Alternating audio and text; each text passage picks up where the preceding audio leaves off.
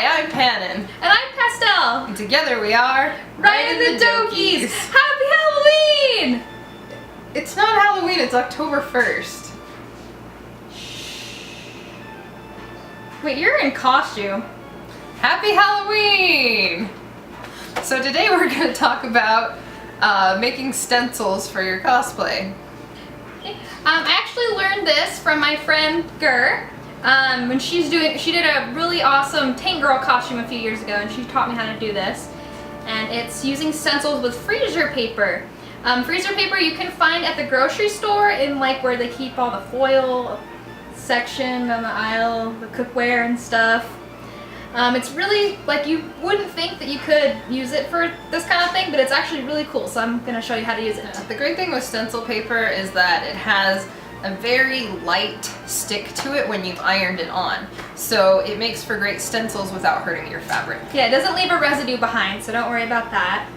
And it works on any kind of fabric. You just need to make sure that your iron is set to the appropriate level, because I didn't do that when we made this video.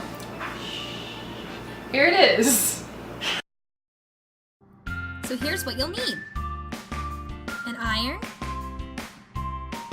a wood cutting board, an art knife or X-Acto knife,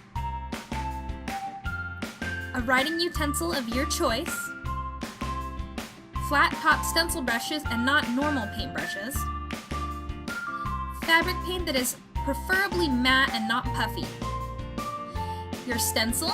I got this cute Gengar stencil from Lucas Augusto on DeviantArt. The fabric you'll be transferring your stencil to, and of course, your freezer paper. So now that you've got all that, we're ready to start. Place the freezer paper face down on top of your stencil, making sure that the shiny side is the side that's facing down and that you are drawing the pattern onto the matte side.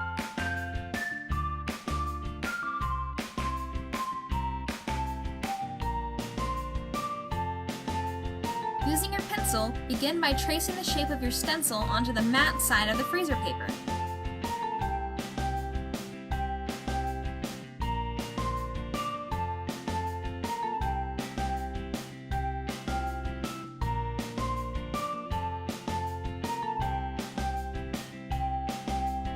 Once it's all drawn out, place the sheet of freezer paper over your cutting board and begin to cut along the lines. If there are pieces that still need to be applied but are cut off, like with Gengar's teeth here, don't worry, cut out the shapes and set them aside because we'll be using them later. With the shiny side of your freezer paper still face down on the fabric, begin to iron over the stencil. The temperature really depends on what kind of fabric you're using. Too high may burn the paper to the fabric, and too low might not apply the adhesive at all. So pay extra close attention and adjust your iron settings to match your fabric accordingly. For pieces that have to be applied separately, like the teeth I mentioned earlier, just place them where they once were and carefully iron them on. Once the paper is completely flat on the fabric, you'll be ready to paint.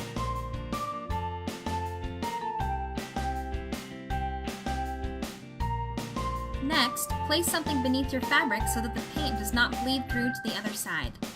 I'm using a piece of a cardboard box.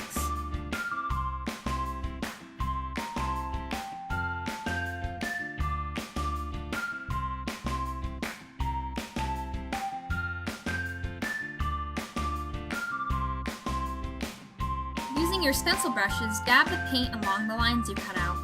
Make sure not to use too much paint, as it can cause the paper to stick to the fabric. You can do however many coats you'd like, but I'm going to do just one coat for Gengar, and two colors, indigo for his body and red for his eyes.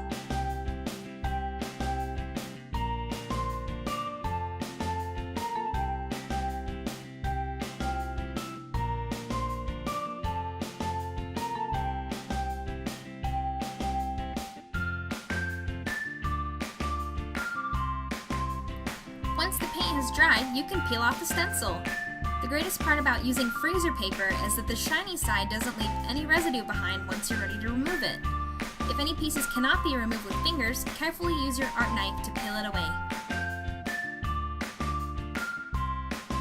Lightly iron over your paint to seal it, and that's it! your stencil's finished. Alright, and that's how you do freezer paper stencils. And now we have these cute little Gengar bags that we can go trick-or-treating with. You're an adult. You know what? You're right. Hey guys! I hope that this method helps you out as much as it has helped me. I've used freezer paper stencils nearly every time I've needed to paint something on a costume, whether it was my skirt for Anna from Frozen, or my entire kimono for Chitose Tachibana from Fatal Frame 2. Thanks for watching our first tutorial video. More cosplay related videos are on the way, so check out our channel for more. And again, really make sure that you pay attention to the settings on your iron, because, well... Wow. Fantastic. I just burned this on screen. Are you f***ing kidding me?